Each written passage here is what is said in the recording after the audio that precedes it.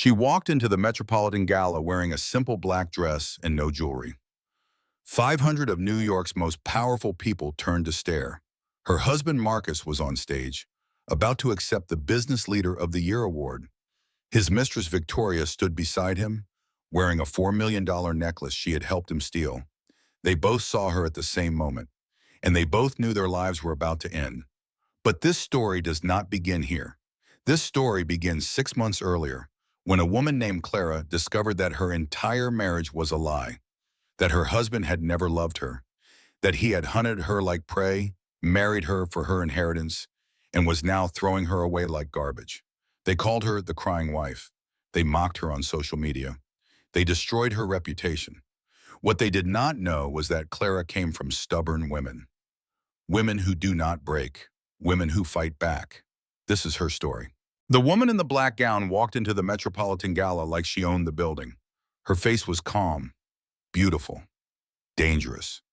500 pairs of eyes turned toward her, and the whispers began immediately. But this story does not begin here. This story begins 6 months earlier, in a Manhattan penthouse where a woman named Clara Mitchell Weston was learning that her entire life had been built on quicksand. Clara stood at the floor-to-ceiling windows of their Upper East Side apartment, watching the city sparkle 42 floors below. From up here, New York looked like a jewelry box. Everything glittered. Everything promised magic. But magic, Clara had learned, was just another word for illusion. She heard Marcus before she saw him, the sharp click of his Italian leather shoes on the marble floor, the heavy sigh that meant she had somehow disappointed him again. She turned to face her husband of 5 years and found him already looking past her. Marcus Weston was the kind of handsome that photographers loved. Sharp jaw, ice blue eyes, silver threading through his dark hair in a way that magazines called distinguished. He was 42 years old, and he moved through the world like it owed him something. Right now, he was checking his phone while she tried to tell him about her day. "Marcus," Clara said softly, "I was talking to you." He did not look up. "I heard you. Something about a charity thing, the Children's Literacy Gala. I thought we could attend together. It is next month and I already bought the tickets." Marcus finally raised his eyes. The look he gave her was the same look he might give a piece of furniture that had been placed in the wrong spot. "Clara," he said, his voice carrying that particular brand of patience that was really impatience dressed up in a suit. "I have real work to do. I cannot spend every weekend at your little charity events pretending to care about whatever cause you have adopted this month." The words landed like small cuts. Clara had grown used to them over the years, the way a person grows used to a chronic ache. You learn to live around it. You learn not to poke at the wound. She looked down at the receipt she had found that morning, still hidden in her pocket. $15,000 at a jewelry store. Her birthday had been last month. Marcus had given her a card with a generic message in his assistant's signature. The necklace was not for her. She knew this the same way she knew the sun would rise tomorrow. The same way she knew that somewhere in this glittering city, there was a woman wearing diamonds that should have been hers. But Clara Mitchell had been raised on an Iowa farm, and farm people learned early that sometimes you had to wait for the right season to harvest. You did not rip crops from the ground before they were ready. You watched, you waited, you planned. So she smiled at her husband and said, "Of course, you are right. I will go alone." Marcus grunted, already back to his phone. "Good, I have a dinner meeting anyway. Do not wait up." He did not kiss her goodbye. He had stopped doing that 2 years ago.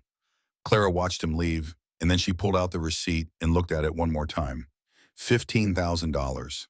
Her grandmother Edith used to say that the truth always came out eventually, like cream rising to the top of fresh milk. You just had to be patient enough to wait for it. Clara had been patient for 5 years. She had watched her husband build his empire while she played the role of the perfect wife. She had smiled at parties and nodded at business dinners and pretended not to notice when his eyes followed other women across crowded rooms. She had given up her career in accounting to support his dreams. She had moved away from Iowa, away from her aging parents, away from everything familiar. She had made herself small so that Marcus could feel big. And now, standing alone in this penthouse that had never felt like home, Clara Mitchell Weston finally admitted the truth she had been running from. Her marriage was over. It had been over for years. She had just been too afraid to see it. The phone rang, startling her from her thoughts. She looked at the caller ID and felt her heart squeeze. It was her father. "Daddy," she answered, trying to keep her voice steady. "How are you?" Dean Mitchell's voice came through the line, warm and weathered like old leather. "Clara Jane, I am calling about your mother." Clara's stomach dropped. "What happened? Is she okay? Your mother wants you to come home for my birthday party next week. She says she needs to see you. She says it is important." There was something in her father's voice, something he was not saying. Clara pressed the phone harder against her ear. "Daddy, what is going on? Tell me the truth." A long pause. Then, quiet as a confession, Dean Mitchell spoke. "The doctors say she has maybe a month left, Clara Jane. Maybe less. She did not want me to tell you because she did not want to worry you. But I think you need to know. I think you need to come home." Clara's knees buckled. She grabbed the edge of the marble counter to keep from falling. Her mother was dying. Her mother was dying, and Clara had not even known she was sick. "I will be there," Clara whispered. "I will be there tomorrow. I promise, Juan." She hung up the phone and stood in the silent penthouse, tears streaming down her face. Through the window, New York continued to sparkle, indifferent to her pain. Somewhere in this city, her husband was having dinner with someone else. Somewhere in this city, a woman was wearing a $15,000 necklace meant for another man's wife. And somewhere in Iowa, Clara's mother was running out of time. She did not know it yet, but this moment, this terrible breaking moment, was the beginning of everything. The destruction of the life she thought she had, the revelation of the life she was actually living, and the birth of the woman she was about to become. The Mitchell family farm sat on 200 acres of Iowa soil, land that had been in Clara's family for 4 generations. The white farmhouse needed paint. The barn leaned slightly to the left. The fields stretched out toward the horizon like a promise that hard work would always be rewarded. It was a lie, of course. Clara's parents had worked hard their entire lives, and now her mother was dying in a hospice bed set up in the living room, and her father was slowly losing his memory to a disease that would eventually steal him too. But the farm was still beautiful. It was still home. Clara had arrived 3 days before her father's 60th birthday party, and she had not left her mother's side since. Dorothy Mitchell had always been a small woman, but illness had made her smaller. She lay in the hospital bed that the hospice nurses had brought, surrounded by family photos and hand-sewn quilts and the smell of the lavender she had always grown in her garden. She was dying, but she was still herself, still sharp, still watching everything with those knowing blue eyes. "Clara, honey," Dorothy said on the 3rd morning, "tell me the truth. How are things with that husband of yours?" Clara looked down at her hands. She had never been able to lie to her mother. "Things are not good, Mama. They have not been good for a long time." Dorothy nodded slowly, as if Clara had just confirmed something she already knew. "I never liked him," she said simply. "Too polished. Too perfect. Men like that, they are always hiding something." "Why did you not say anything?" Dorothy's laugh turned into a cough. "Because you loved him, baby girl. And sometimes we have to let the people we love make their own mistakes. That is the hardest part of being a mother. Knowing you cannot protect your children from everything." Clara took her mother's fragile hand. "I am scared, Mama. I do not know who I am without him. I gave up everything to be his wife." Dorothy squeezed back with surprising strength. "Listen to me, Clara Jane Mitchell. You are not his wife. You are your father's daughter and your grandmother Edith's granddaughter. You come from stubborn women who survived dust bowls and depressions and 2 world wars. You think some slick city man can break you. You are made of stronger stuff than that." Tears rolled down Clara's face. "I do not feel strong." "That is when you need to be the strongest," Dorothy said, "when you do not feel it at all." The birthday party was supposed to be a small affair. Just family friends, neighbors, the people who had known Dean Mitchell his whole life. Marcus had not wanted to come. He had a meeting. He had a deadline. He had 100 excuses lined up like soldiers. But Clara had begged. "Just this once," she said. "My father is turning 60. My mother is dying. Please, just be there for one day." So Marcus came. He arrived in his rented BM looking like a magazine advertisement, and Clara watched her parents' friends eye him with the quiet suspicion that rural people reserve for outsiders who try too hard. The party was in the backyard, paper lanterns hanging from the old oak tree, folding tables covered in checkered cloths, food that the neighbors had brought, casseroles and pizzazz, and things made with love instead of money. Clara gave a speech about her parents, about their 40 years of marriage, about the way her father still looked at her mother like she was the most beautiful woman in the world, about the legacies of love they had built on this farm. She was crying by the end. Everyone was crying. Dorothy, watching from her wheelchair, was crying hardest of all, and then Marcus stood up. "Since we are sharing," he said, his voice cutting through the emotion like a knife through butter, "I have an announcement of my own." Clara felt the ground tilt beneath her feet. "Marcus," she whispered, "what are you doing?" He did not look at her. He looked at the crowd of strangers, these simple farming people who meant nothing to him. "Clara and I are getting a divorce," Marcus announced. "I have already filed the papers. I am in love with someone else, someone who matches my ambitions." The silence that followed was the loudest thing Clara had ever heard. Her mother made a sound like a wounded animal. Her father tried to stand, confused and angry, and stumbled against the table. Clara could not move, could not breathe, could not process what was happening. Marcus continued talking, something about lawyers and settlements and not making this difficult, but Clara could not hear him anymore. She was underwater. She was drowning. Her father finally found his voice. "Get off my land," Dean Mitchell said, his words shaking with rage. "Get off my land right now before I get my shotgun." Marcus laughed, actually laughed. The threat of a dying farm was nothing to a man who owned half of Manhattan. "Clara will be hearing from my attorney," he said. He straightened his tie, gave her one last look of pure contempt, and walked back to his rented BMW. The dust from his departure hung in the air for a long time. Clara's mother died 3 days later. She went quietly in the early morning hours, holding her husband's hand. Clara was there. She had not left that bedside since the party, not even to eat, not even to sleep. Her mother's last words were simple. "Be brave, baby girl. You come from stubborn women." The funeral was beautiful and terrible and exactly what Dorothy Mitchell would have wanted. People came from all over the county to pay their respects. They brought food and flowers and memories. They told stories about the woman who had taught Sunday school for 30 years and made the best apple pie in 3 counties and never once complained about the hard life she had been given.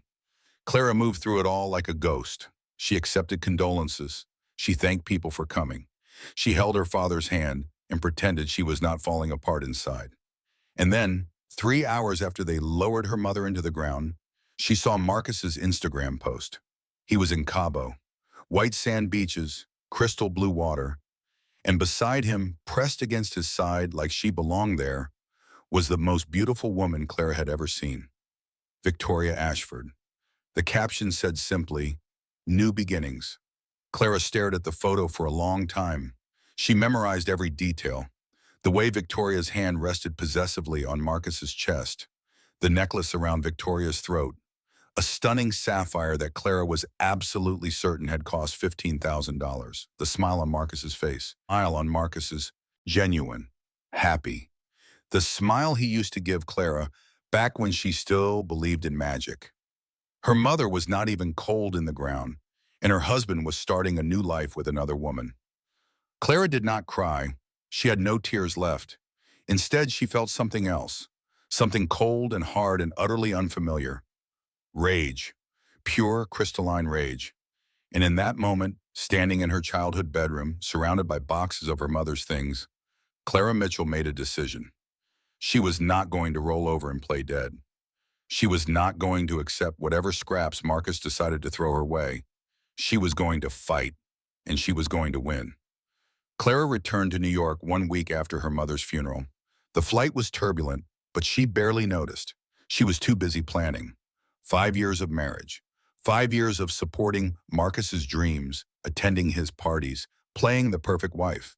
She deserved half of everything. The law said so. Basic human decency said so. But when she arrived at the penthouse, her key did not work. She tried 3 times, thinking there must be some mistake. Then she called the building's front desk. "Mrs. Weston," the concierge said, his voice dripping with false sympathy, "I am afraid Mr. Weston has changed the locks. He left a message saying you should contact his attorney." Clara stood in the hallway of the building she had called home for 5 years, holding her useless key, and felt the first real wave of fear wash over her. She called her bank next. The joint account she and Marcus shared had been frozen. Her personal credit cards, all of them attached to his accounts, had been canceled. She had $43 in her wallet, her phone, the clothes in her suitcase. That was it. That was everything she owned in the world. Ladies, if you are listening to this story and you do not have your own bank account with your own money in it, please stop what you are doing and open one today. Even if it is just $50 a month, even if your partner seems wonderful, even if you think it could never happen to you, because Clara thought all those things too, and now she was standing on a sidewalk in Manhattan with nothing. She found a budget hotel in Queens, the kind of place with stained carpets and suspicious smells and locks that did not quite work right. It cost $75 a night, which meant she could afford exactly one more night before she was completely broke. The room was small and nothing like the penthouse she had just been locked out of. Clara sat on the thin mattress and tried to think. She needed a lawyer. She needed money. She needed to understand what legal rights she had. There was a knock at the door. Clara tensed. "Housekeeping," called a woman's voice. "I can come back." Clara opened the door and found herself face to face with a woman about her mother's age. Dark hair streaked with gray, warm brown eyes. A cleaning cart loaded with towels and tiny bottles of shampoo. The woman took one look at Clara's tear-stained face and made a sound of pure maternal concern. "Oh, honey," the woman said. "Rough day." Clara laughed, the sound coming out broken and strange. "You could say that." The woman studied her for a moment. Then she reached into her cart and pulled out a candy bar and a small bottle of water. "Here," she said. "You look like you need this more than the vending machine does." "I cannot pay you back," Clara said. "I do not have any money." The woman waved her hand dismissively. "I am not asking for money. I am asking you to eat something. You are too skinny and too sad." "My name is Rosa Delgado. I have been cleaning rooms in this hotel for 15 years. I know what heartbreak looks like." Clara took the candy bar. "Thank you, Rosa." Rosa nodded and pushed her cart toward the next room. Then she paused and looked back. "Whatever he did," Rosa said, "make him pay for it. Men think they can treat women like garbage and get away with it. But we always have the last laugh. You remember that." She disappeared down the hallway, leaving Clara alone with a candy bar and the first piece of hope she had felt in days. The next morning, Clara took the subway to a law firm that offered free consultations. The lawyer who met with her was young and overworked and clearly did not think her case was worth much. "Let me make sure I understand," the lawyer said, flipping through the notes Clara had provided. "You have been married for 5 years. Your husband controls all the finances. You gave up your career to support his. And now he is claiming that you signed a post-nuptial agreement waiving your rights to any marital assets." Clara nodded. "I do not remember signing that. He said it was something about refinancing the apartment. I trusted him." The lawyer sighed. "Mrs. Weston, I am not going to lie to you. This is going to be a difficult case. Your husband has money for attorneys. You do not. The postnup appears to be legally valid. If you challenge it, you will need to prove that you were coerced or deceived, which is very hard to do." "So I just get nothing? After 5 years of marriage, I walk away with nothing?" The lawyer spread her hands. "I am sorry. I wish I had better news." Clara left the law office feeling like she had been punched in the stomach. She wandered the streets of Manhattan, too numb to cry, too angry to think straight. She ended up at a storage facility in Brooklyn. When Marcus had locked her out of the apartment, he had graciously allowed her to keep the boxes of personal items she had stored here. Photo albums, old clothes, keepsakes from her grandmother. Clara sat on the concrete floor, surrounded by the remnants of her life, and started sorting through boxes. She was not sure what she was looking for. Comfort, maybe. Proof that she had once been a real person with a real life. And that was when she found it. A manila folder tucked between her grandmother's quilts and a box of Christmas ornaments. A folder labeled a Project Clara in Marcus's distinctive handwriting. Her hands trembled as she opened it. Inside were documents. Private investigator reports dated from before she and Marcus had ever met. Photos of her grandmother Edith's jewelry. Detailed appraisals. Notes about Clara's family, her background, her vulnerabilities. And on the last page, in Marcus's own handwriting, target identified, Mitchell family jewelry collection, estimated value $4.2 million. Subject believes items are costume pieces. Approach strategy, romance at gallery opening. Timeline, 6 months to marriage. Clara read the words 3 times before they sank in. Marcus had not fallen in love with her. He had hunted her. He had researched her family, discovered that her grandmother's supposedly worthless jewelry was actually worth millions, and then systematically charmed her into marriage so he could steal it. Every romantic gesture, every loving word, every moment she thought was real. It had all been a lie, a con, a heist. She was not his wife. She was his mark. Clara sat in that storage unit for 3 hours, reading every document, memorizing every detail. When she finally emerged, the sun was setting over Brooklyn, and she was a different person than she had been that morning. The crying wife was gone. In her place was something harder, something colder, something that Clara's grandmother Edith would have recognized immediately. A Mitchell woman who had been pushed too far. And Mitchell women, as Dorothy had said, did not break. They fought back. Clara spent the next 2 weeks living off ramen noodles and the kindness of Rosa Delgado, who had taken to bringing her leftover food from the hotel restaurant and pretending it was surplus that would otherwise be thrown away. She also spent those 2 weeks learning everything she could about her husband's business. Clara had given up her accounting career to support Marcus, but she had not forgotten how to read financial documents. And what she found in her grandmother's papers was very, very interesting. The jewelry collection that Marcus had married her for was supposed to be Clara's sole inheritance from her grandmother Edith. It had come to her when Edith died 10 years ago, along with the farm that now belonged to her father. Clara had always assumed the jewelry was lovely, but not particularly valuable. Costume pieces, sentimental treasures. That was what the appraiser Marcus had recommended told her. But the documents in the Project Clara folder told a different story. The real appraisals, the ones Marcus had hidden from her, showed that grandmother Edith's collection included several pieces of genuine historical significance. A Van Cleef necklace from 1932, a Cartier bracelet, several loose diamonds that Edith had collected over a lifetime of careful saving. Total value, $4.2 million. And according to the documents Clara had unknowingly signed over the years, Marcus had been using those pieces as collateral for his hedge fund investments. He had leveraged her inheritance to build his empire, and she had never even known. This was securities fraud. This was theft. This was a crime. Clara finally allowed herself to hope. She contacted a forensic accountant through the courthouse bulletin board. Free legal aid, just like the first lawyer had suggested. His name was James Carter, and he agreed to look at her documents pro bono. Their first meeting was in a coffee shop in Midtown. James Carter was in his mid-30s with dark hair and serious eyes that reminded Clara, oddly, of Marcus. But where Marcus's eyes were cold, James Carter's held something warmer, something almost gentle. "Mrs. Weston," James said after reviewing her paperwork, "this is extraordinary. Your husband has been committing fraud for years, using your inheritance as undisclosed collateral. If we can prove this, he could face serious criminal charges." Clara felt tears prick her eyes. "So I can fight back? I am not trapped?" James hesitated.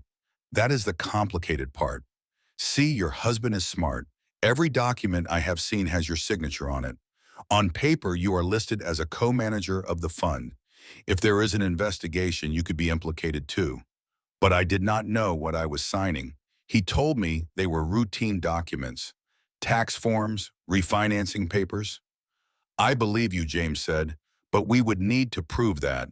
And right now, it is your word against his." Clara's brief hope began to crumble. "So what do I do? We need evidence that he forged your signatures or deceived you into signing. We need someone from inside his company to corroborate your story. We need to build a case that shows a pattern of manipulation. That could take months." James nodded, "or longer." "I am sorry, Mrs. Weston. I know that is not what you wanted to hear." Clara looked down at her coffee, gone cold in her hands. A few weeks ago, she would have given up. She would have accepted whatever crumbs Marcus offered and tried to rebuild her life. But that was before she found the Project Clara file, before she understood just how thoroughly she had been used. "I will find the evidence, Clara. said, "Whatever it takes, however long it takes." James studied her for a moment. Then he smiled just slightly. "I believe you will, Mrs. Weston. And for what it is worth, I am glad you are fighting. Women like you deserve better than men like your husband." 3 days later, Clara got her first break. She was scrolling through Marcus's public Instagram, torturing herself with photos of his new life with Victoria Ashford, when she noticed something strange. Victoria was wearing Grandmother Edith's Van Cleef necklace. Clara enlarged the photo, studying it carefully. There was no mistake. She had seen that necklace in the family photos her entire life. She had worn it at her own wedding, thinking it was beautiful costume jewelry. Marcus had given it to his mistress. He had taken Clara's inheritance and draped it around another woman's neck. She called James Carter immediately. "I have proof," she said. "He gave my grandmother's jewelry to his girlfriend." "That proves he took it from me." James was quiet for a moment. "That is good, Clara, but it is not enough. He could claim you gave him permission." "We still need someone from inside his company to testify." Clara thought about this. Marcus's company was full of people who were loyal to him, afraid of him, or both. But there was one person who might be different. His accountant, Peter Sullivan. Clara had met Peter a few times at company events. He was nervous, sweaty, the kind of man who laughed too loud at Marcus's jokes and flinched when Marcus raised his voice. The kind of man who was in over his head and knew it. The kind of man who might be willing to talk if someone offered him a way out. Clara spent the next week tracking Peter Sullivan down. She learned his routines, his habits, his favorite bar after work. And then one evening she accidentally bumped into him. "Oh my goodness," Clara said, playing the role of surprised ex-wife. "Peter, is that you? I almost did not recognize you." Peter's face went pale. "Mrs. Weston, Clara, I am so sorry about everything." Clara gave him a sad smile. "It has been difficult. Marcus did not leave me with much. I am struggling to find work, actually. No one wants to hire a woman whose husband accused her of being mentally unstable." Peter shifted uncomfortably. That is terrible. I did not know." Clara leaned closer, lowering her voice. "Peter, I know things were not always right at the company. I saw some of the documents. I know Marcus was cooking the books." Peter's eyes went wide with fear. "I do not know what you are talking about. I am not trying to get you in trouble. I am trying to protect myself. If Marcus goes down, I need to make sure I do not go down with him. You understand, right? We are both victims here." Peter was sweating now. "Mrs. Weston, I cannot talk about this." Clara reached out and touched his arm. "The immunity deal the prosecutors are offering," she lied smoothly, "it only covers the first person to testify. I am trying to get there first, but I need someone to corroborate my story. Someone who was there, who saw what Marcus was doing." She watched the calculations happening behind Peter's eyes. Fear of Marcus, fear of prison, fear of being left holding the bag when everything fell apart. "Meet me tomorrow," Peter whispered. 8 a.m., the coffee shop on 43rd Street. "I will tell you what I know." Clara walked home that night feeling, for the first time in months, like she might actually win this fight. She should have known better. She should have remembered that when you are hunting a predator, sometimes the predator is hunting you too. Peter Sullivan never showed up. Clara arrived at the coffee shop at 7:45 in the morning, a full 15 minutes early. She wanted to be ready. She wanted to seem calm, professional, in control. She ordered a black coffee and chose a table in the back corner where they could talk without being overheard. At 8 o'clock, she checked her phone. No messages. At 8:15, she ordered another coffee and told herself Peter was just running late. New York traffic was unpredictable. Maybe his subway was delayed. At 8:30, a cold knot began forming in her stomach. At 9 o'clock, she called Peter's phone. It went straight to voicemail. She left a message, keeping her voice steady even though her hands were shaking. "Hi, Peter. It is Clara. I am at the coffee shop. Just wanted to make sure we are still meeting. Call me when you get this." At 9:30, she called again. Voicemail again. At 10 o'clock, the barista started giving her pitying looks. Clara ordered a third coffee she did not want, just to have something to do with her hands. At 10:30, she knew. He was not coming. Something had gone wrong. She called James Carter, her voice barely above a whisper. "Something is wrong," she said. "Peter agreed to meet me. He said he would tell me everything. He seemed scared but willing." but he never showed. James was quiet for a moment. When he spoke, his voice was heavy with something that sounded like dread. Clara, I need you to check your email right now. There is something you should see. She pulled up her inbox with trembling fingers. The message was right at the top, sent at 6:30 that morning. The subject line made her blood run cold. Cease and desist, formal notice of criminal witness tampering. Clara read the letter 3 times before the words sank in. It was from Marcus's attorney, a man named Theodore Blackwell, who was known in legal circles as the executioner. The letter accused her of attempting to bribe a witness. It claimed she had offered Peter Sullivan money and immunity in exchange for false testimony. It threatened criminal charges, civil suits, and a restraining order if she continued to, quote, harass and intimidate employees of Weston Capital. But that was not the worst part. Attached to the email was an audio file. Clara pressed play with fingers that felt like ice. Her own voice filled the coffee shop, slightly distorted but unmistakably hers. The immunity deal the prosecutors are offering, it only covers the first person to testify. I am trying to get there first, but I need someone to corroborate my story. She listened to herself lie to Peter Sullivan. She listened to herself make promises she had no authority to make. She listened to the desperation in her own voice, the manipulation, the con. Marcus had recorded everything. Somehow he had known about her meeting with Peter. Somehow he had gotten a recording device into that bar. And now he had proof that she had lied, that she had manipulated a witness, that she had broken the law in her attempt to bring him down. James, she whispered into the phone, what do I do? His voice was heavy with regret. Clara, I think you need to step back from this. If Marcus presses charges for witness tampering, you could face jail time. The evidence we have gathered is not enough to protect you. We are not ready. So that is it? Clara's voice cracked like glass. He wins? After everything he did to me, after stealing my inheritance, after destroying my family, after taking everything I had, he just wins? I am not saying give up forever. I am saying be careful. Be strategic. You are playing against someone with more resources, more connections, more power than you. He has lawyers. He has money. He has influence. You have to be smarter than him, not just angrier. Clara hung up the phone and stared at nothing. She had been so close to having ammunition, to having leverage, to having something. And now she had nothing, less than nothing. She had made herself a target.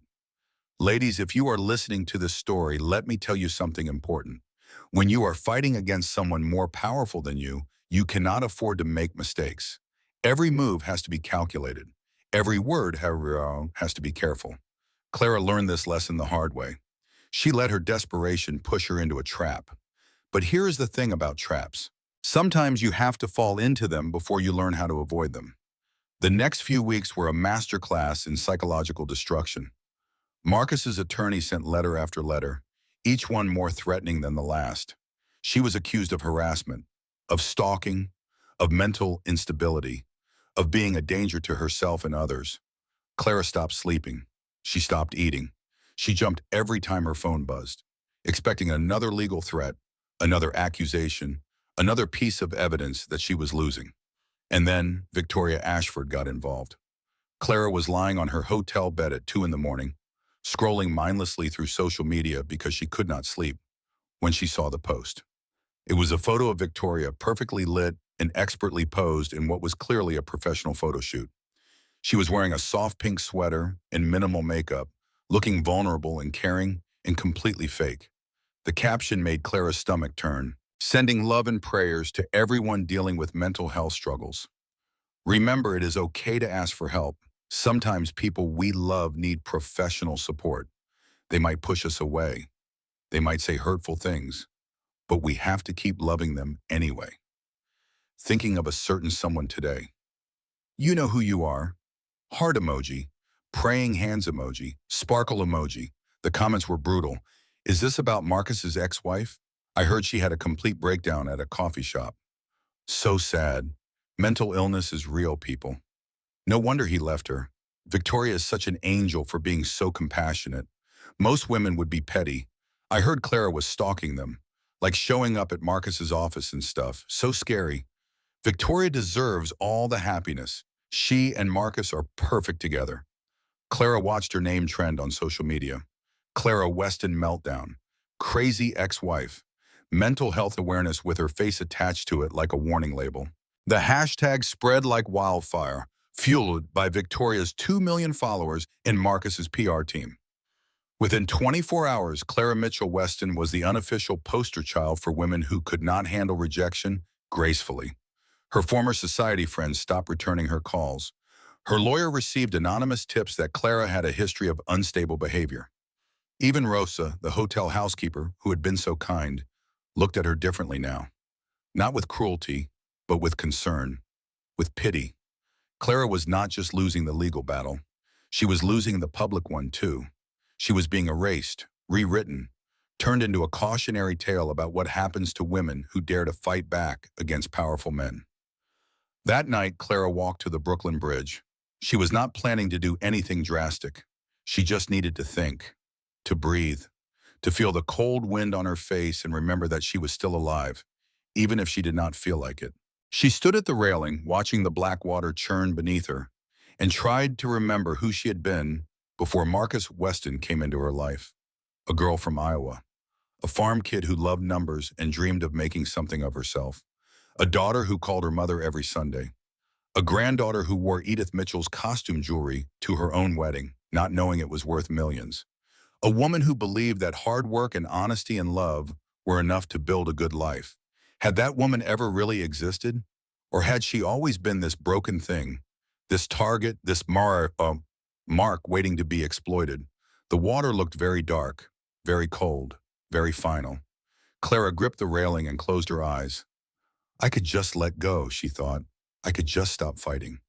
It would be so easy. No more lawyers, no more hashtags, no more pity or rage or exhaustion. Just silence. Just peace, just nothing. Her phone rang. She almost did not answer it. She almost threw the phone into the water and followed it down. But the caller ID said Dad, and Clara could not ignore her turning there even now, even like this, Clara Jane. Dean Mitchell's voice came through the line, surprisingly clear for a man whose memory was slipping away piece by piece. I have been trying to reach you for 3 days. Where have you been? What is going on? Clara opened her eyes. The water was still there, still darkening, still waiting. But so was her father's voice. I'm in trouble, Daddy. Clara's words came out broken, barely audible over the wind. Marcus's I made some mistakes. I thought I could fight back, but I only made things worse. I do not know what to do anymore. Her father was quiet for a moment. Then he said, Your mother used to say that the darkest hour comes just before dawn. Do you remember that? I do not see any dawn coming, Clara whispered. I only see dark. That is because you are not looking in the right place. Listen to me, Clara Jane. I have something important to tell you. Your grandmother Edith gave me something before she died. I forgot about it until now. My memory is not what it was, but I think maybe it is time. Gave you what? A key to a safe deposit box at the bank in town. She said it was for you when you needed it most. She made me promise to keep it safe until then. Clara's grip on the railing loosened slightly. What is in it? I do not know. I never looked. But your grandmother was the smartest woman I ever knew besides your mother. If she left something for you, it must be important. Clara felt something stir in her chest. Not hope exactly, but something close to it. A tiny spark in all that darkness. I will come home, she said. Tomorrow. I will be there tomorrow. Good. Dean paused, and when he spoke again, his voice was thick with emotion. I love you, Clara Jane. I know things are hard right now. I know you feel like you are drowning, but you come from stubborn women. We do not break. We bend, but we do not break. Do not you ever forget that. Clara hung up the phone and looked at the water one more time. The darkest hour comes just before dawn. Maybe her father was right. Maybe there was still hope. She turned away from the bridge and started walking toward the subway. Her legs felt weak. Her heart felt empty. But she was walking. She was moving. She was still alive. Tomorrow she would go home. Tomorrow she would find out what her grandmother had left her. And maybe, just maybe, tomorrow would be the beginning of something new. The Mitchell family farm looked exactly the same as it had the day Clara left for New York 10 years ago. The White House still needed paint in the same places. The barn still leaned slightly to the left, held up by stubbornness and prayer. The fields stretched toward the horizon, brown and fallow in the late autumn chill, waiting for spring like they had waited for 100 springs before. But something felt different. Maybe it was Clara herself who had changed. She had taken a bus from New York because she could not afford a plane ticket. 12 hours on a Greyhound, watching America scroll past the window, feeling smaller and smaller the further she got from the city that had chewed her up and spit her out. Her father met her at the door, thinner than she remembered, with a confusion in his eyes that had not been there before. The dementia was progressing faster now. Some days were better than others. Today seemed like a good day. Clara Jane, Dean said, wrapping her in a hug that smelled like coffee and wood smoke and everything that she had been missing. Let me look at you. He held her at arm's length and studied her face with the careful attention of a man trying to memorize something before it slipped away. You are too skinny, he said finally, and you look tired. Have you been sleeping? I have not been eating well, Clara admitted. Or sleeping. Things have been difficult. Dean nodded slowly, processing this information through the fog of his illness. That husband of yours, he said, the one who came to my birthday party and made your mother cry. Clara felt tears prick her eyes. Yes, Daddy, he was not a good man. Dean's voice was suddenly clear, suddenly certain. I could see it in his eyes. Your mother saw it too. But you loved him, so we hoped we were wrong. You were not wrong, Clara whispered. I was just too blind to see it. Dean patted her shoulder with his weathered farmer's hand. Come on, then. I have something to show you. He led her through the house, past the living room where her mother had died, past the kitchen where she had learned to make apple pie, past the stairs she had climbed 1,000 times as a child. Everything was the same and everything was different. The house felt empty without Dorothy Mitchell filling it with warmth and purpose. They stopped at the old roll-top desk in Dean's study, the same desk where her grandfather had done the farm's accounting for 40 years, where her grandmother had written letters to relatives during the war, where generations of Mitchells had managed the business of surviving. Dean reached into the top drawer and pulled out a small brass key. It was tarnished with age, but solid. Real. Something you could hold on to.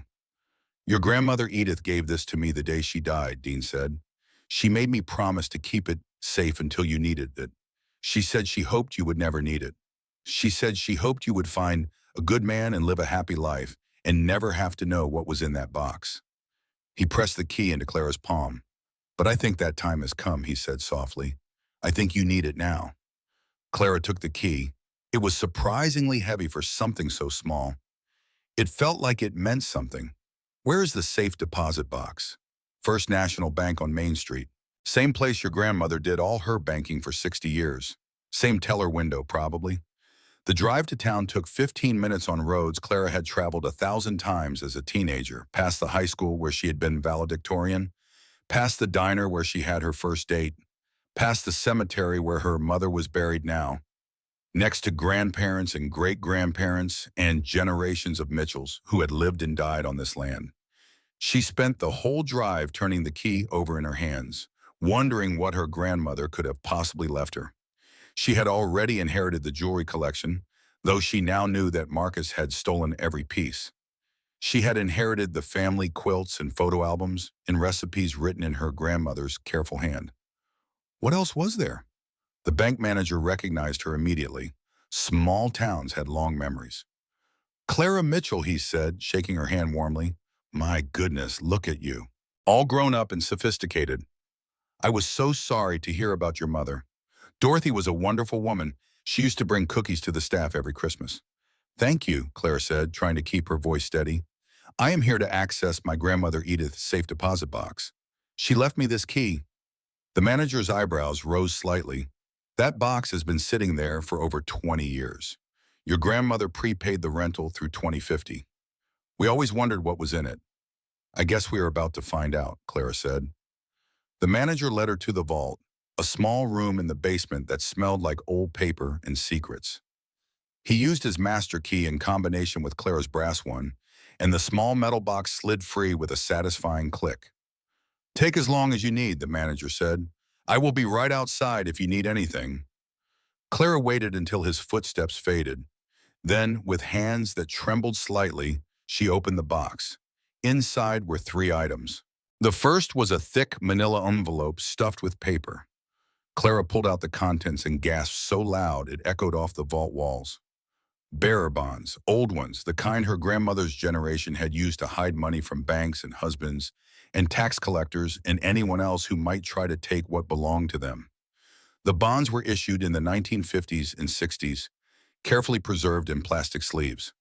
Clara counted them quickly, her accounting training kicking in automatically even through the shock. $85,000. Her grandmother had hidden $85,000 in this box, waiting for the day Clara might need it. Ladies, listen to me. This is important. Your grandmother's generation understood something we have forgotten. They lived through the Depression. They lived through wars. They knew that the world could change overnight, that the people you trusted could betray you, that the only safety was money you controlled yourself. $85,000 hidden away for 60 years, waiting for exactly this moment. Clara started crying. She could not help it. The relief was too overwhelming. The second item was a folder of documents. Clara flipped through them with tear-blurred eyes. Original certificates of authenticity for every piece of jewelry in Grandmother Edith's collection. Purchase receipts dating back to the 1920s. Insurance appraisals from multiple firms over multiple decades. Legal documentation that clearly stated the collection belonged to Edith Mitchell and was to pass to her granddaughter Clara Jane upon Edith's death. Not to Clara's husband, not to any spouse, to Clara and Clara alone. These documents proved beyond any doubt that the jewelry was Clara's separate property. Not marital property, not something Marcus had any right to touch. These documents proved that her husband was a thief. The third item was a handwritten note on paper that had yellowed with age, but was still perfectly legible in her grandmother's careful, elegant script. Clara read it slowly, hearing her grandmother's voice in every word. Dear Clara Jane, if you are reading this, something has gone wrong. You have found yourself in trouble, the kind of trouble that money and documentation can fix. I hoped this day would never come. I hoped you would find a good man, a kind man, a man who would love you for who you are and not for what you have. I hoped you would live your whole life never knowing this box existed. But I have lived a long life, my darling, and I have learned some hard lessons. The most important one is this: never let them see you prepare. The world is full of people who will try to take what is yours: family, friends, husbands, strangers who smile at you while calculating your worth. The only protection is to always have something hidden away, something they do not know about, something they cannot touch. Your grandfather was a good man, but his brother was not. I learned early to keep my own accounts, my own money, my own secrets. It saved me more than once. Use this wisely, my darling. Fight for yourself. Fight like the stubborn Mitchell woman you were born to be. And remember that you are never as alone as you feel. The women who came before you are watching. The women who came before you believe in you. I love you more than words can say. Grandma Edith Clara sat in that vault for a long time, crying and laughing and reading the note over and over again until she had memorized every word. Her grandmother had known. Somehow, 60 years ago, Edith Mitchell had looked at the world and understood how it worked. She had prepared for a day she hoped would never come. She had left a lifeline for a granddaughter who was not even born yet. And now that lifeline had saved Clara's life.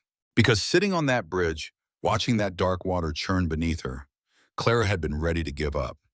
She had been ready to let Marcus win. But here was her grandmother's voice, reaching across the years, reminding her that she came from stubborn women who refused to be broken. Clara walked out of that bank a different woman than she had walked in.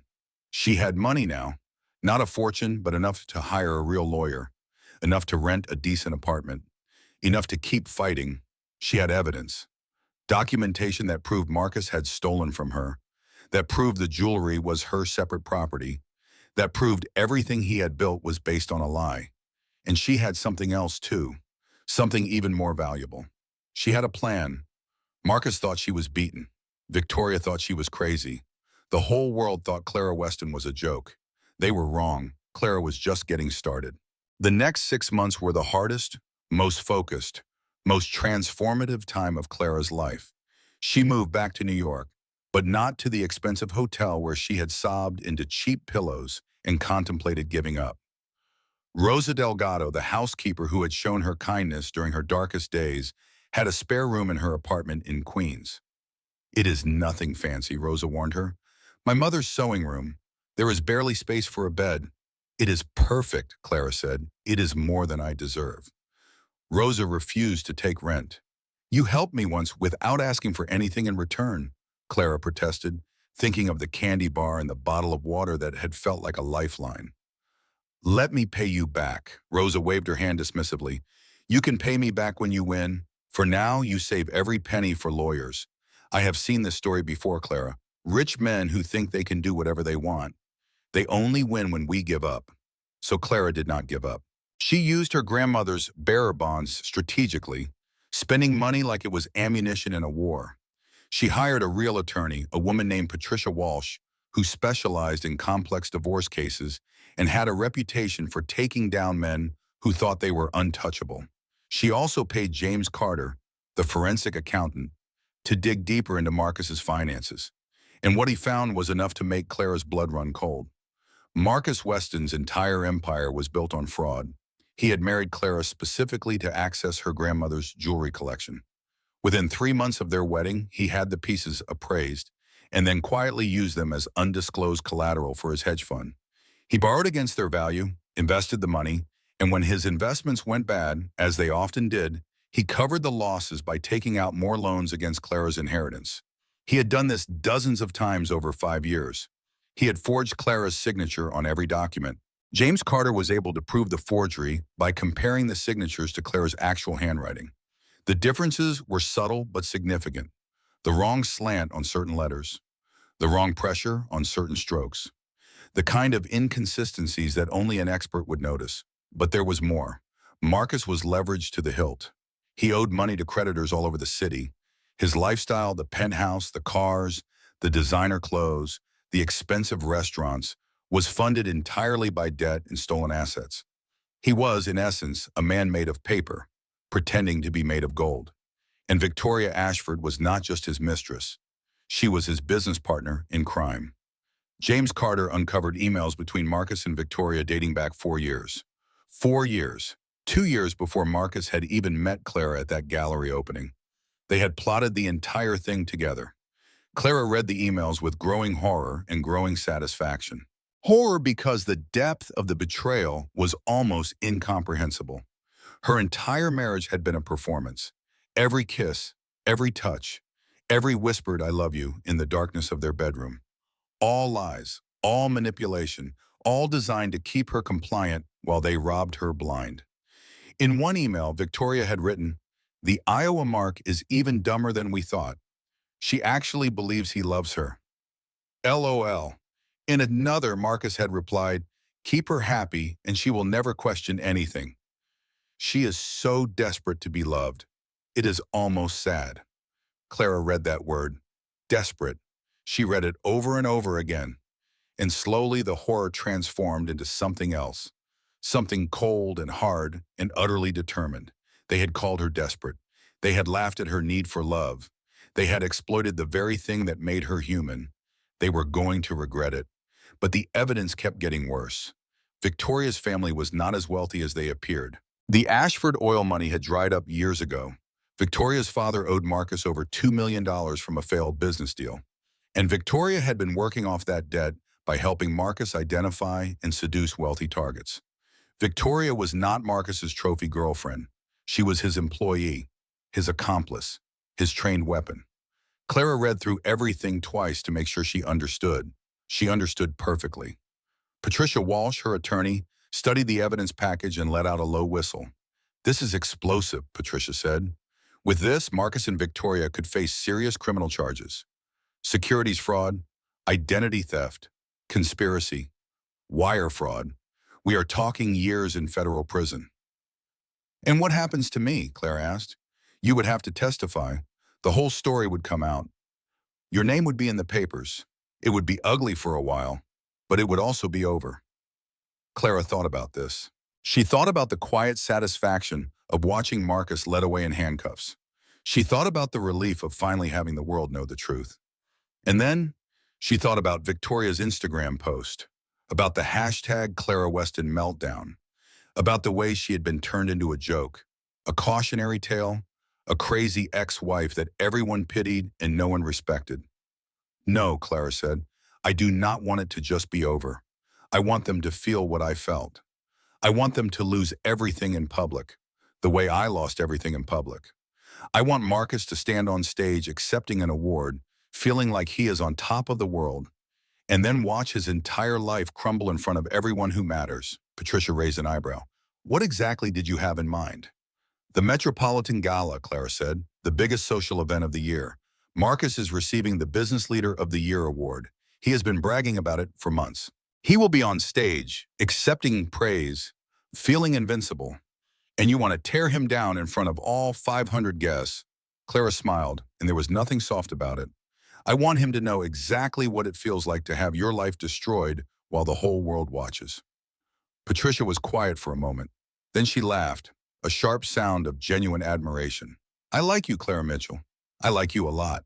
Let us get to work. They spent the next 2 months planning every detail. Rosa would get hired as catering staff for the gala.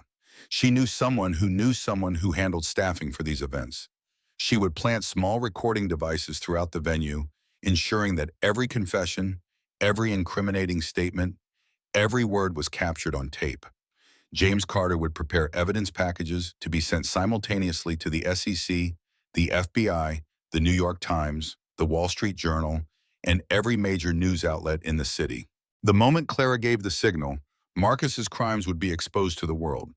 Patricia would coordinate with federal prosecutors, ensuring they were ready to move the moment the evidence went public. She had contacts. She knew how the system worked. She could make sure the FBI agents were waiting right outside the door. And Clara would confront Marcus and Victoria face to face, in front of everyone who mattered, and give them one last chance to confess before the hammer fell. There was one more piece of the puzzle, one more ally Clara needed. She reached out to Marcus's mother. Margaret Weston, known to everyone as Maggie, was a legendary figure in Boston society. She had been married to Marcus's father, Richard, for 40 years before his death, and she had watched her eldest son become a monster without ever speaking up. But she had also despised Victoria Ashford from the moment they met. Clara arranged a meeting at a quiet restaurant in Connecticut, neutral territory for both of them. Maggie Weston arrived precisely on time, wearing a navy Chanel suit and an expression of calculated interest. She was elegant, reserved, and clearly not accustomed to being summoned by her son's ex-wife.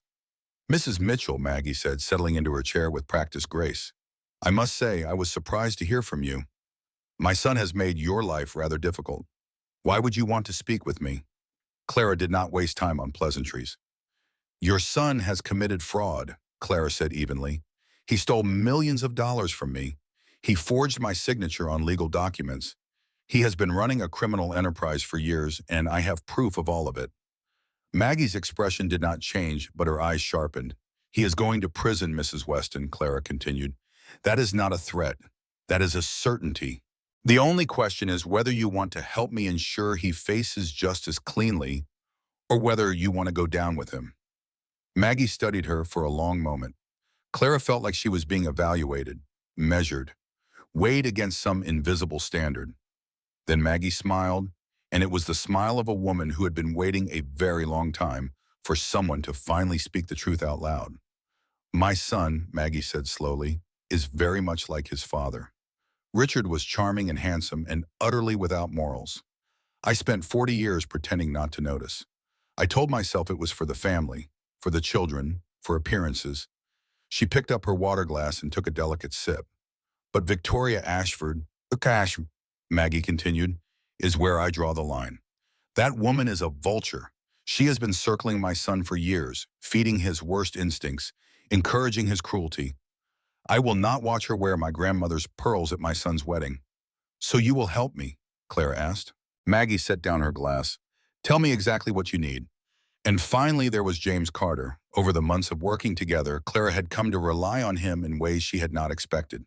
He was brilliant at his job, able to trace financial transactions through layers of shell companies and offshore accounts. He was dedicated, often working late into the night to find the evidence they needed. But more than that, he was honest, completely, almost painfully honest about his motivations, his methods, his limitations. After years of Marcus's smooth lies, James's directness felt like fresh air, which was why it came as such a shock when he told her the truth.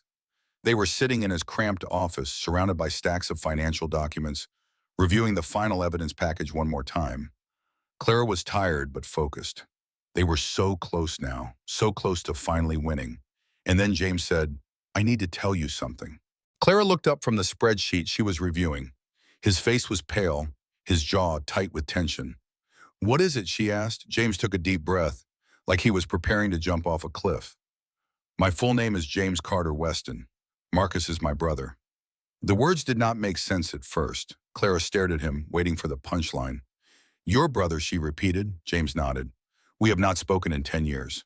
Not since I testified against our father in his own fraud trial. Richard Weston went to prison because I turned him in. He died there. Marcus never forgave me for destroying our family."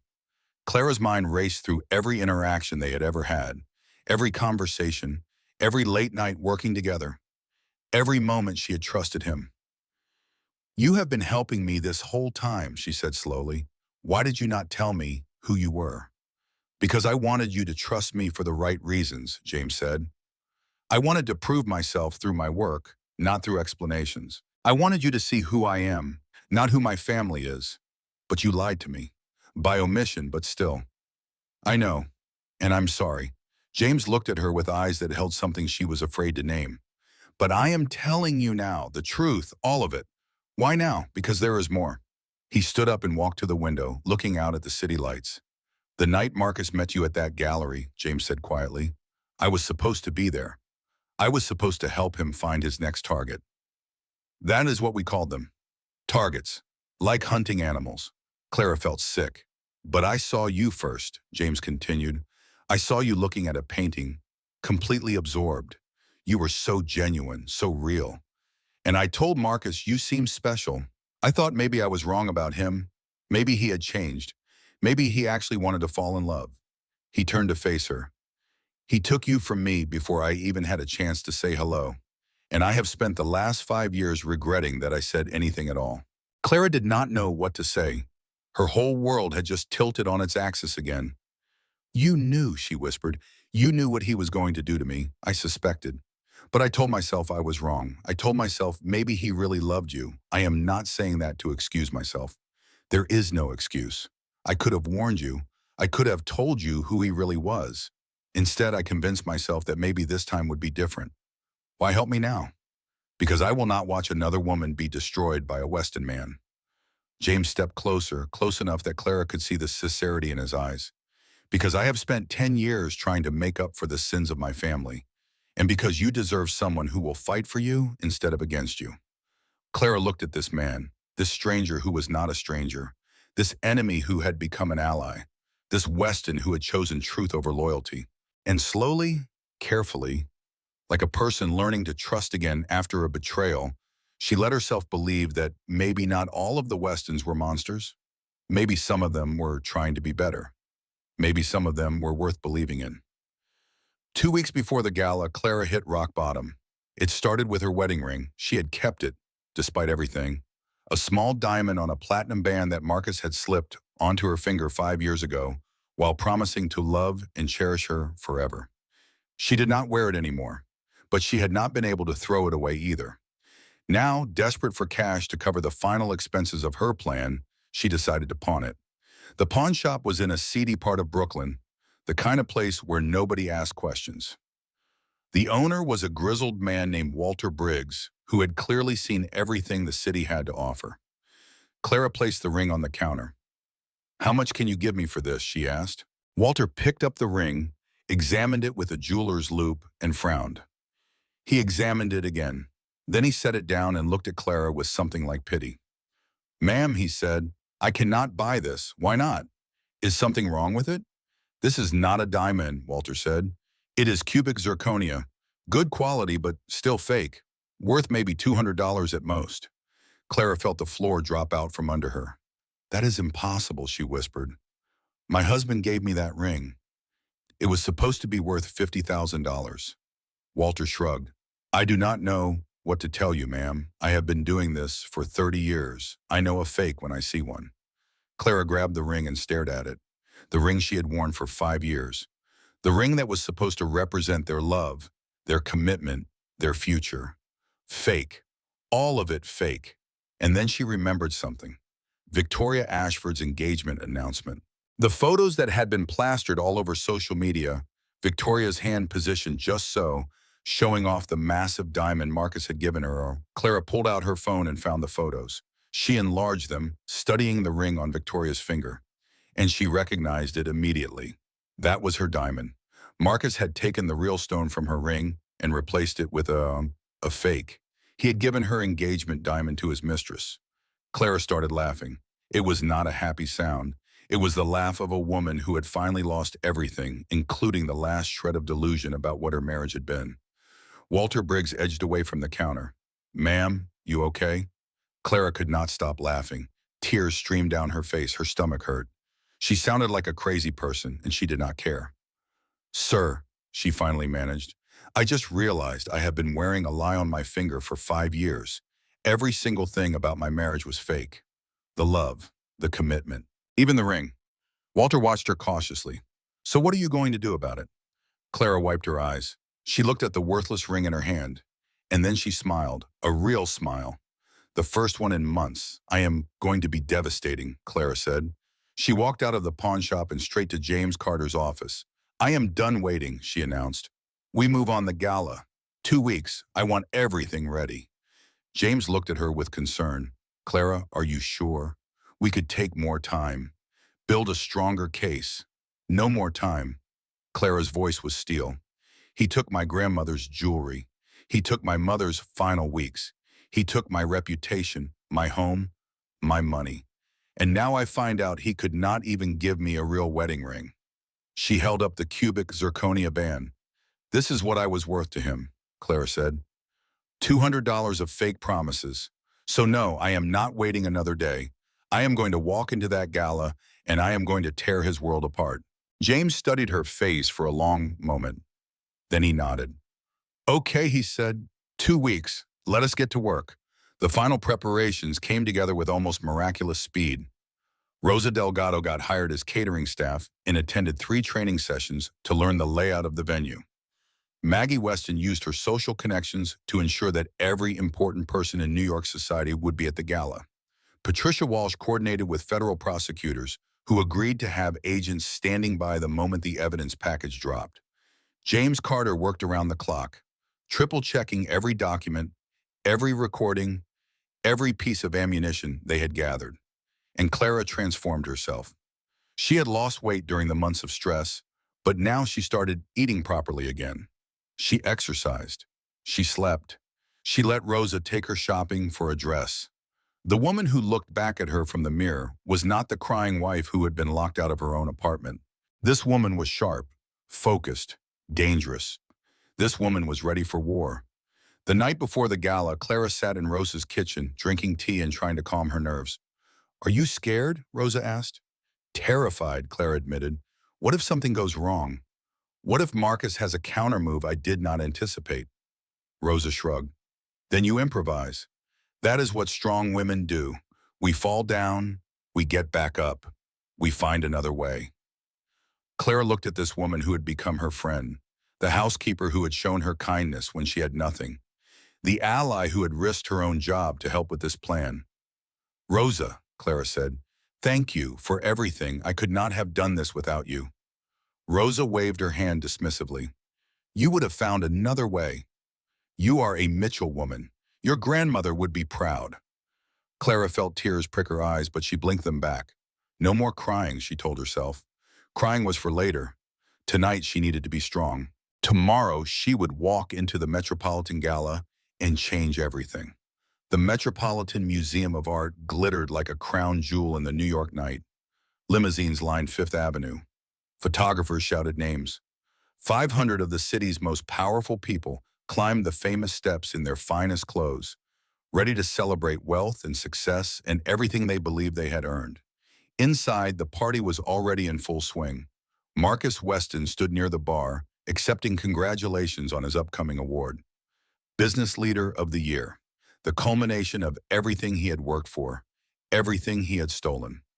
Victoria Ashford was on his arm, wearing a stunning red gown and the Van Cleef necklace she had helped him steal from his ex-wife. She smiled and laughed and played the role of the perfect partner. Neither of them knew what was coming. Clara entered through a side door, away from the cameras and the crowds. Rosa had arranged for her to slip in with the catering staff. She paused in the shadows, watching her husband and his mistress hold court. 5 years. 5 years of her life given to this man. 5 years of lies and manipulation and slow, methodical destruction. Tonight, it all ended. She smoothed her dress, a simple black gown that Rosa had found at a consignment shop. No jewelry, no adornment, just Clara, stripped down to her essential self. She was ready. The first sign that something was wrong came 30 minutes into the party. Victoria spotted Clara across the room, and her champagne glass froze halfway to her lips. She nudged Marcus. He turned. His face went pale. "What is she doing here?" Marcus hissed. "She is not on the guest list. I made sure of it." Victoria's eyes narrowed. "I will handle this." She stalked across the ballroom, her heels clicking like a metronome counting down to disaster. Clara watched her come. Calm. Ready. "Clara, darling," Victoria said, her voice carrying just enough for nearby guests to hear. "What a surprise. I did not expect to see you here. Are you feeling better? We have all been so worried about your mental health." Clara smiled. "Victoria, that necklace is beautiful." Victoria's hand went to her throat, touching the sapphire instinctively. "Marcus surprised me with it. He has such exquisite taste. I know exactly what it is," Clara said. "It is a 1932 Van Cleef from the Ashbury estate. My grandmother Edith wore it to her debutante ball." Victoria's smile flickered. "I do not know what you are talking about. Of course you do not." Clara's voice was pleasant, conversational, loud enough for the gathering crowd to hear. "You thought it was just some old piece of costume jewelry, right? That is what Marcus told you." "That is what he told everyone." She took a step closer. "But here's the thing, Victoria.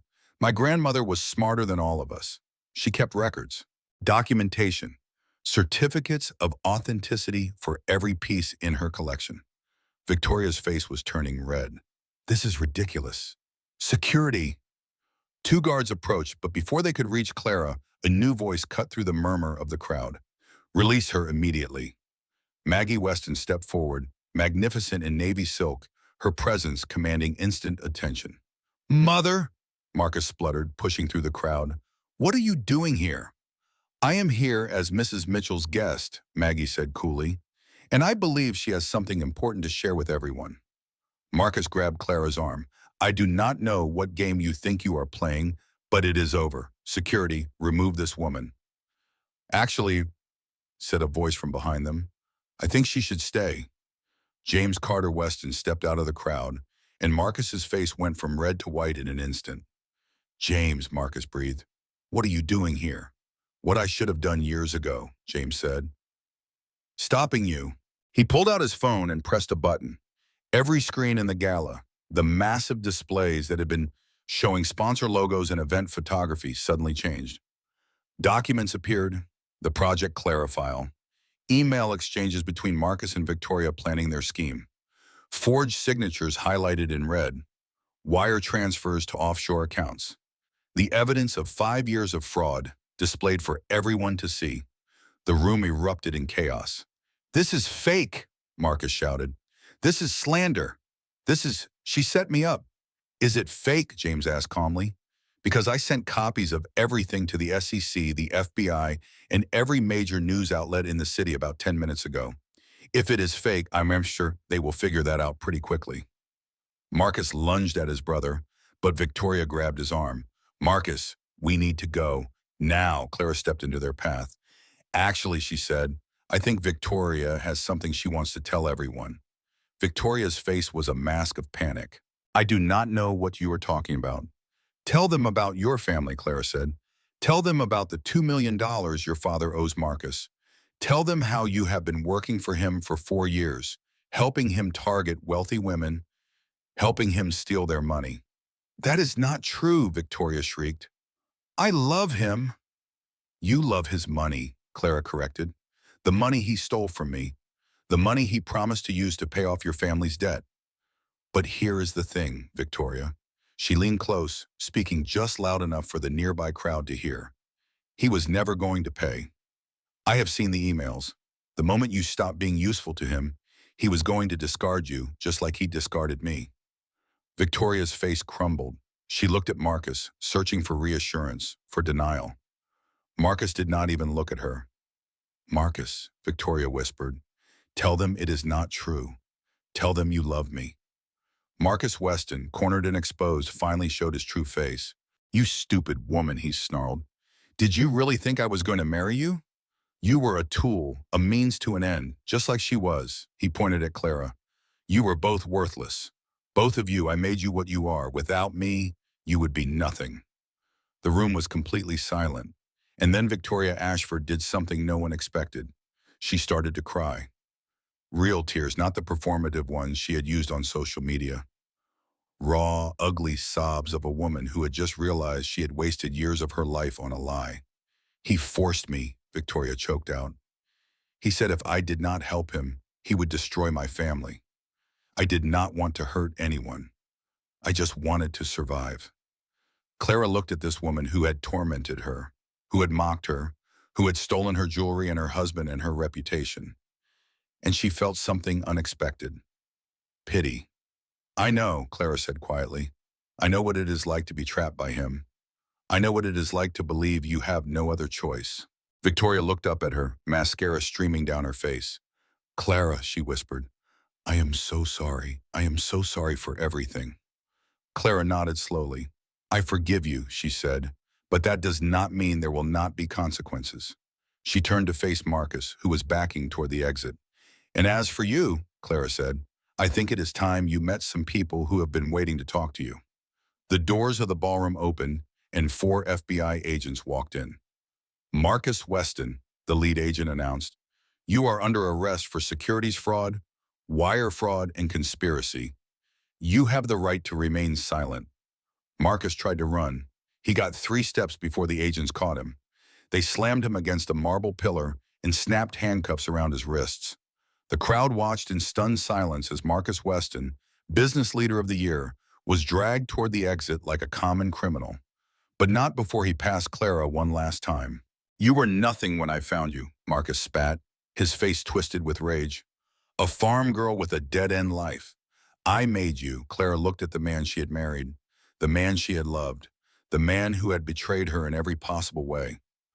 No, Marcus, she said. You tried to unmake me, but I come from stubborn women. We do not break. She leaned close and whispered, just for him.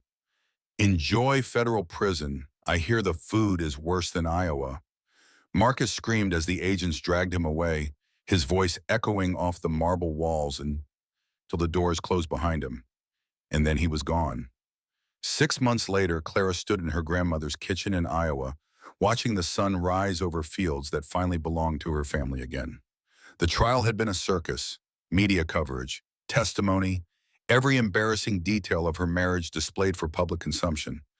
But in the end, justice had prevailed. Marcus Weston was convicted on 12 counts of fraud and sentenced to 15 years in federal prison. His assets were frozen, then seized, then distributed to his victims. Clara received everything that had been stolen from her, including her grandmother's complete jewelry collection.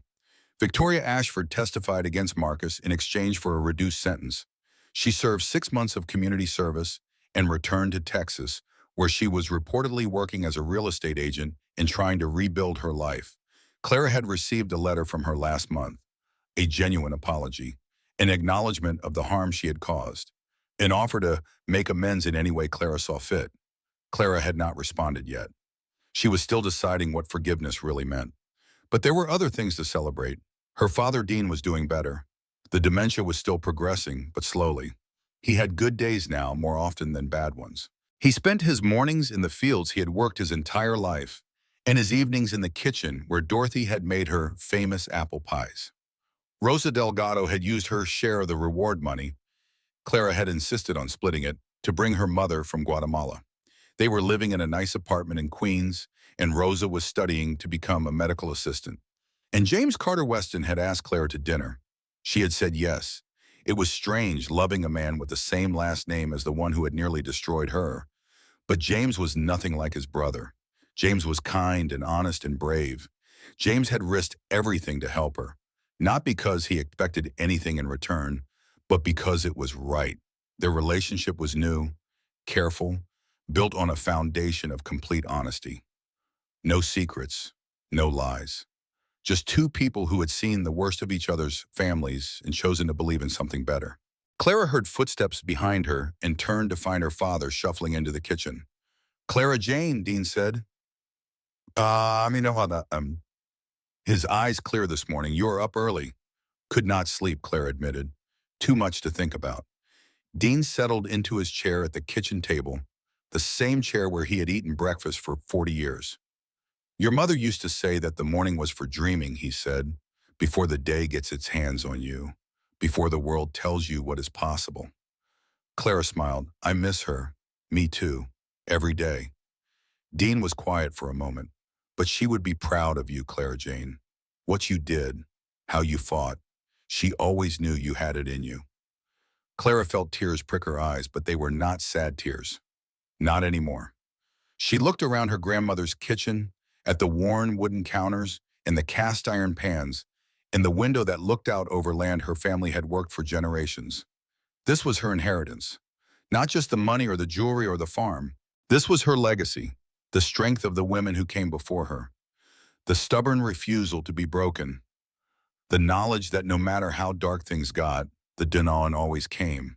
Her phone buzzed, a text from James, "Dinner tonight, ? I found a place in town that makes pie almost as good as your mother's." Clara typed back, "Pick me up at 7, and do not be late." She set the phone down and turned to her father. "Daddy," she said, "I need to tell you something." "What is it, Clara Jane?" Clara took a deep breath. "I think I am going to be okay." Dean Mitchell looked at his daughter, this woman who had survived more in 1 year than most people faced in a lifetime, and he smiled. "I know you are," he said. "I never doubted it for a second." The sun continued to rise over the Mitchell family farm, painting the fields in gold and amber and soft pink light. Clara watched it, feeling something she had almost forgotten was possible. Hope. People asked her later what she had learned, what wisdom she had gained from the worst year of her life. She always gave the same answer: keep your own bank account. Document everything. Be kind to housekeepers and janitors because they see more than anyone. But most importantly, never mistake a quiet woman for a weak one. Sometimes the crying wife is just a lioness, waiting for the right moment to roar. And if you are listening to this story, if you are in the middle of your own nightmare, I want you to know something. You are not nothing. You are not broken. You are not finished. You are just getting started. 1 year later, Victoria Ashford, working late at her desk in a small Texas real estate office, sorted through her mail. Bills, junk, more bills, and then an envelope, heavy cream paper, addressed in elegant script. She opened it with trembling fingers. Inside was an invitation. "You are cordially invited to the wedding of Clara Jane Mitchell and James Carter Weston." There was a handwritten note tucked inside. "Victoria, no hard feelings. Life is too short. But I am keeping the diamond. Clara." Victoria stared at the note for a long time. Then she laughed. Then she cried. Then she picked up her phone and RSVP'd yes. Because some endings are really just beginnings. And even the people who hurt us deserve a chance to see us win. And that is the story of Clara Mitchell, the woman they underestimated, the crying wife who became a lioness. Now I have a question for you. What would you have done in her shoes? Would you have forgiven Victoria? Would you have given Marcus one last chance to explain? Drop your thoughts in the comments below. I read every single one, and I love hearing your perspectives. If this story made you feel something, if it made you angry or hopeful or inspired, do me a small favor. Hit that like button. It takes 1 second, but it helps this story reach other women who might need to hear it. And if you want more stories like this, subscribe and tap that notification bell so you never miss an upload. Thank you for listening. You are not nothing. You are not broken. You are just getting started.